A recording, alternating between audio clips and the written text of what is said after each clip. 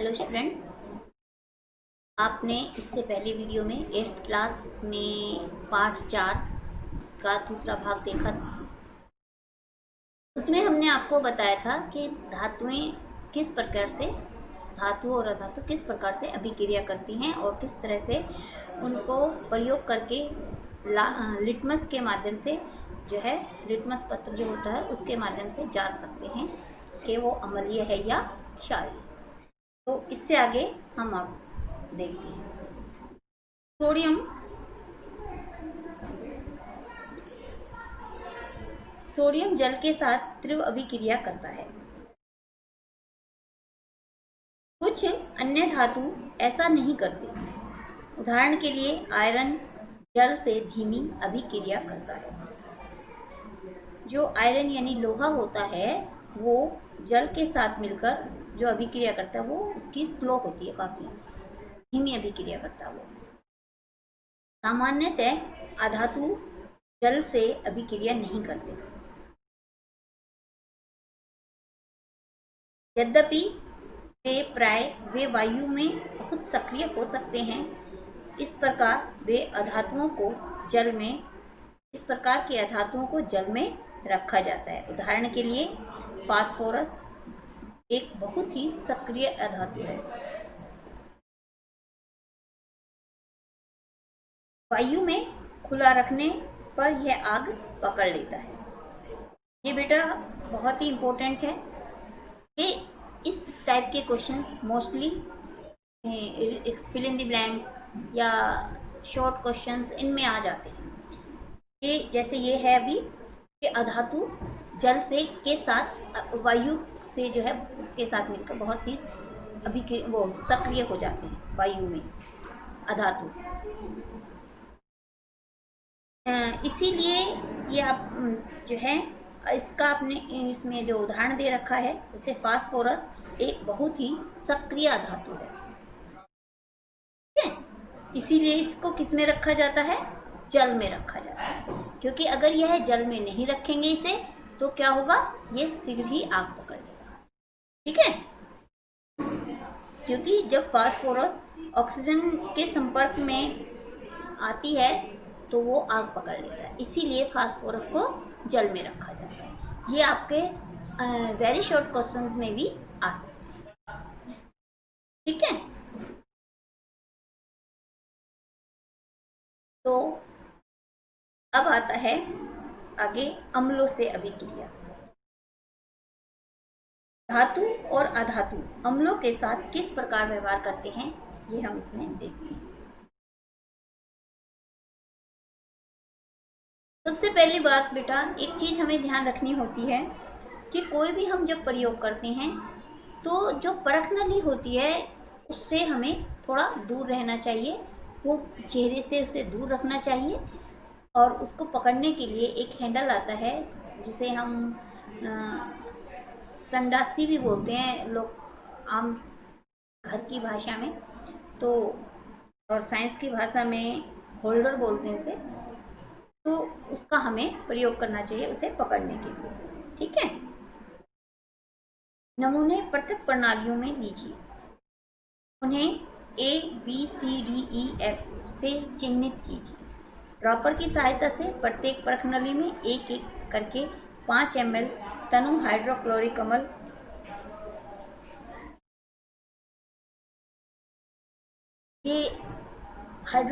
अम्ल डालिए। अभिक्रिया का सावधानीपूर्वक परीक्षण कीजिए। यदि ठंडे विलयन में कोई अभिक्रिया नहीं होती तो परख नली को हल्का गर्म कीजिए। प्रत्येक परख नली के मुख के पास एक जलती हुई माचिस की तिल्ली लाइए।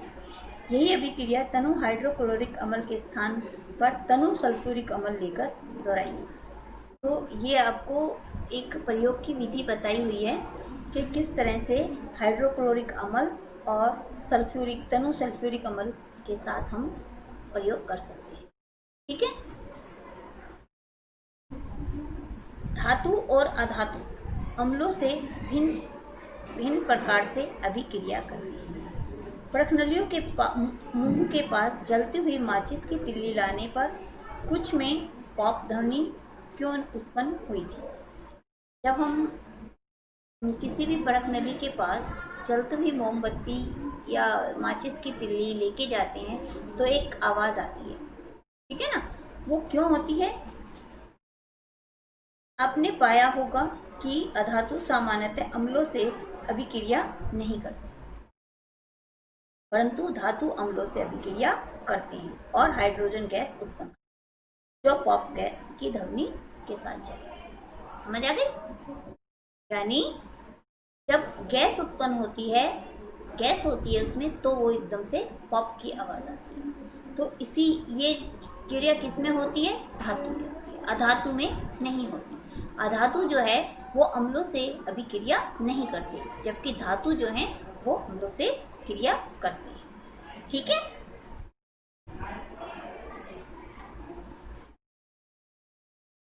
और हाइड्रोजन गैस उत्पन्न करते हैं, जो पॉप की ध्वनि के साथ चलते हैं, ठीक है बच्चों। आपने देखा कि कॉपर तनु हाइड्रोक्लोरिक अम्ल से गर्म करने पर भी अभिक्रिया नहीं करता, परंतु यह सल्फ्यूरिक अम्ल से अभिक्रिया करता है। मतलब कॉपर तनु से ये है कॉपर तनु हाइड्रोक्लोरिक अम्ल से गर्म करने पर अभिक्रिया नहीं करता, बल्कि सल्फ्यूरिक अम्ल से अभिक्रिया करता है, ठीक है। ये छोटी छोटी चीज़ें होती हैं बेटा, इन्हें ध्यान से पढ़ना है। फिर है ये एक क्षार के साथ अभिक्रिया के बारे में एक प्रयोग है, यह देखते हैं। एक परख नली में सोडियम हाइड्रोक्साइड का ताज़ा विलयन उसकी 3-4 टिक्कियाँ 5 ml जल में घोलकर बनाइए। इसमें एक एल्युमिनियम की पन्नी का टुकड़ा डालिए। एल्युमिनियम तो पता है, जैसे मैंने पहले भी आपको बताया था। एक जलती हुई माचिस की तिल्ली परख नली के मुंह के निकट लाइए, ध्यान से परीक्षण कीजिए।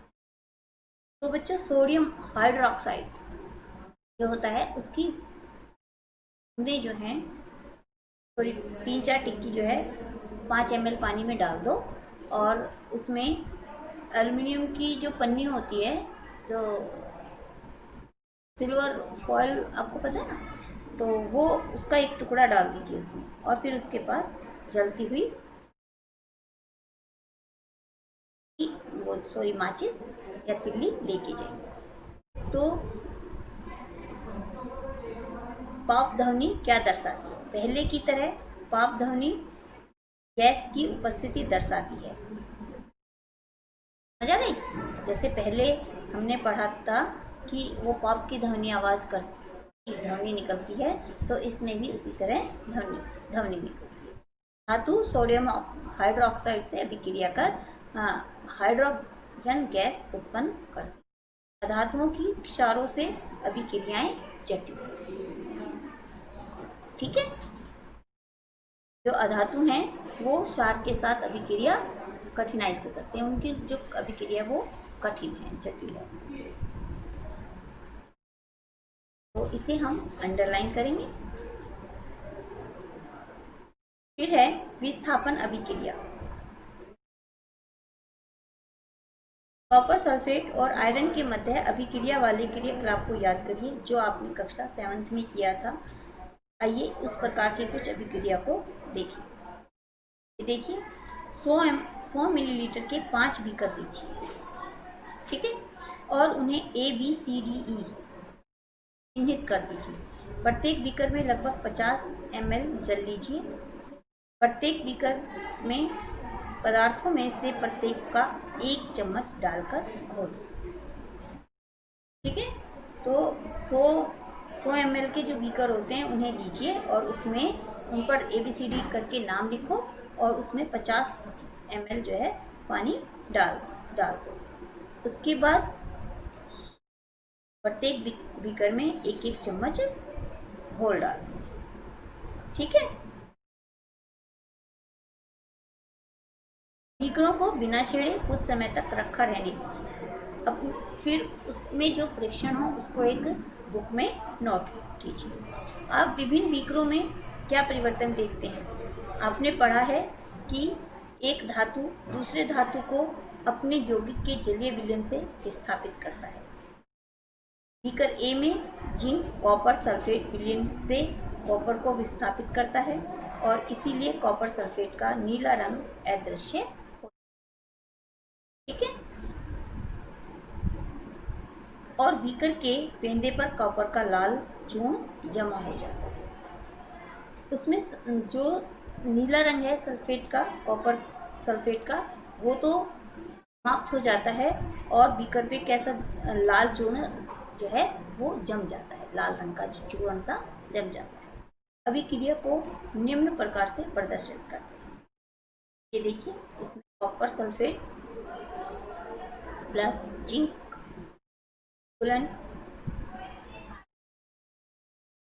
नीला, जिंक सल्फेट, ये zinc sulphate plus copper, sorry ये copper sulphate plus zinc equal to zinc sulphate plus copper. ठीक है। कॉपर सल्फेट का रंग नीला होता है और जिंक सल्फेट का कोई रंग नहीं होता। फिर है, आप इसी प्रकार बीकर बी में होने वाली अभिक्रिया को भी लिख सकते हैं। मतलब हर बीकर के बारे में इस तरह से आप जानकारी लिख सकते हैं। बीकर सी में जिंक का कॉपर द्वारा और बीकर ई में आयरन द्वारा विस्थापन हो सकता है। इसी प्रकार बीकर डी में आयरन का विस्थापन कॉपर द्वारा हो सकता है। तो बच्चों, ये आप जो है इसे आप नोट कर लो। ठीक है। क्योंकि हम बीकर डी में आयरन का विस्थापन कॉपर द्वारा हो सकता था, क्योंकि हम बीकर सी में कोई परिवर्तन नहीं देखते। हम इस आकर्षण तक निष्कर्ष तक पर पहुंच सकते हैं कि कॉपर जिंक सल्फेट में जिंक को प्रतिस्थापित करने में सक्षम नहीं है। परंतु क्यों? जब बीकर ए में जिंक कॉपर को प्रतिस्थापित कर सकता है, तो बीकर सी में कॉपर जिंक को प्रतिस्थापित क्यों नहीं कर सकता? इन तथ्यों को पर आधारित निश्चित नियमों का पालन करता है और यहाँ नियम यह है कि जिंक कॉपर और आयरन से अधिक अभिक्रियाशील है। एक अधिक अभिक्रियाशील धातु कम अभिक्रियाशील धातु को विस्थापित कर सकता है।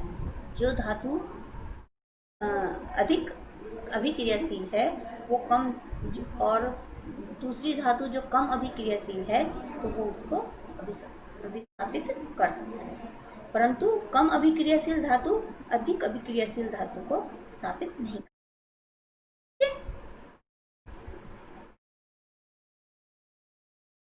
अब है, इस तरह से आप समझ सकते हैं कि बीकर डी और ई में विस्थापन अभिक्रियाएं क्यों संपन्न नहीं। समझा गई? क्योंकि उसमें कम अभिक्रियाशील धातु थी और कम अभिक्रियाशील में अधिक अभिक्रियाशील वाली धातु प्रतिस्थापित नहीं हो सकती। क्या आप जिंक आयरन और कॉपर के मध्य अधिक अभिक्रियाशील में कम अभिक्रियाशील धातु के क्रम का अनुमान लगा सकते हैं?